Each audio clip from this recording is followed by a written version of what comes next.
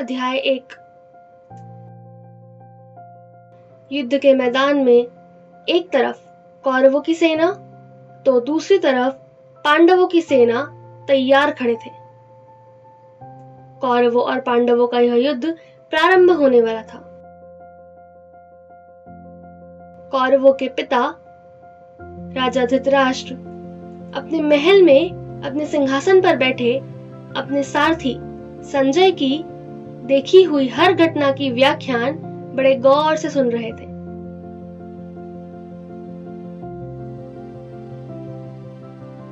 संजय देखता है कि कौरवों की इस सेना में दुर्योधन, द्रोणाचार्य, कर्ण, अश्वत्थामा जैसे कई सारे महान योद्धा हैं और एक विशालकाय सेना जिसमें घुड़सवार, तलवारबाज, तीरंदाज जैसे कई सारे सैनिक हैं।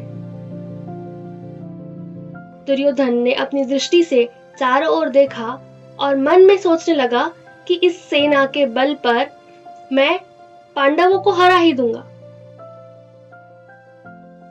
यह सोचकर वह हर्षोल्लास से युद्ध का शंखनाद करने लगा।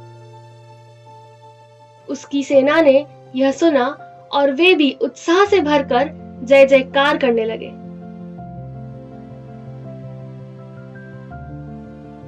पांडवों की सेना में जब इस जयकार और शंखनाद की ध्वनि आती है, तब पांडवों में तीसरा भाई और सबसे महान योद्धा अर्जुन सामने आता है।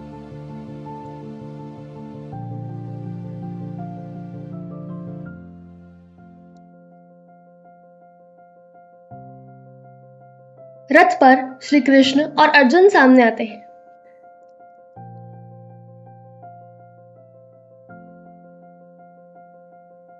इसके बाद अर्जुन अपने युद्ध का शंखनाद करता है और यह सुनकर बाकी के चारों भाई भी अपने अपने शंख बजाते हैं। यह सुनकर उनकी सेना भी जयकार करती है। रथ पर श्री कृष्ण बैठे हैं और अर्जुन खड़ा है। रथ आगे बढ़ता है।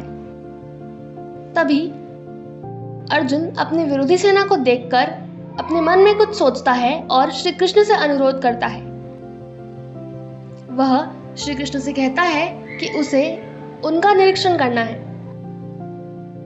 यह सुनकर श्री कृष्ण रथ को आगे लेकर जाते हैं और जो लोग जयकार कर रहे थे, शंखनाद कर रहे थे, वे सभी लोग स्थिर हो जाते हैं।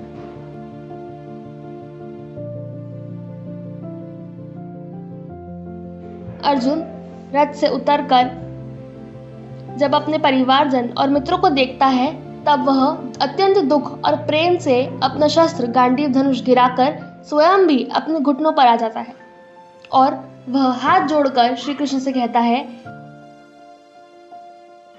हे कृष्ण, ये सभी लोग मेरे दोस्त हैं, मेरे भाई बंधु हैं, मेरे परिवारजन हैं। इनके साथ मैं पला बड़ा हूं। मैं इन पर प्रहार कैसे करूं? मैं इनसे युद्ध कैसे करूं? मुझसे युद्ध नहीं होगा। वह श्री कृष्ण से कहता है कि इन्हीं के साथ मैं बचपन से पला बड़ा हूं। इन्होंने मुझे प्यार और स्नेह दिया है, तो मैं इन्हें कैसे मारूं? मुझसे यह युद्ध नहीं होगा। यह राज्य, यह सिंहासन मुझे नहीं चाहिए। मुझे इससे कोई लाभ नहीं है। यह युद्ध करने से मुझे कोई लाभ नहीं है। यदि मैं इन्हें मार देता हूं, तो इनकी माताएं, पत्नियां, बच्चे, उन सब का क्या होगा? उनकी देखभाल कौन करेगा? इनकी पत्नियां विधवा हो जाएंगी और बच्चे अनाथ हो जाएंगे। मुझे ये नहीं चाहिए। मुझे युद्ध नहीं करना। यदि दुर्योधन मुझे मार भी दे तो भी मुझे स्वीकार है। श्री कृष्ण यह देखते हैं